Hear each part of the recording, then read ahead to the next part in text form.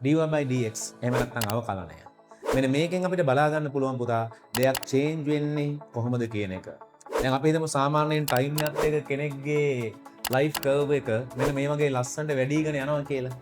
අන්න එහෙම කෙනෙක් dy by dx කියන්නේ ධනාගයක් පොසිටිව්. නමුත් සමහරවිට ගොඩාක් අයගේ growth එකක් නෑ. යාලා සාමාන්‍ය මේ සරල රේඛියව මෙහෙම තමයි යන්නේ.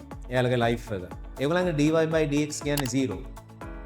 ගොඩක් වෙලාවට කෙනෙක් මේ චේන්ජස් කරන්න බය වෙන්නේ. සමහරට යා චේන්ජ් එකක් කරන්න පටන් ගත්ත ගමන්ම මේ ලයිෆ් කර්ව් එක මෙන්න මෙහෙම යන්න පටන් ගන්නවා.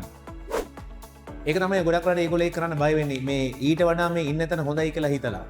නමුත් අපි දන්නේ නැති සත්‍ය තමයි අන්න එහෙම කරන කෙනාට තමයි අඳුම ගානේ තමන්ගේ ජීවිතයේ ටර්නින් පොයින්ට්ස් හම්බෙන්න පටන් ගන්න.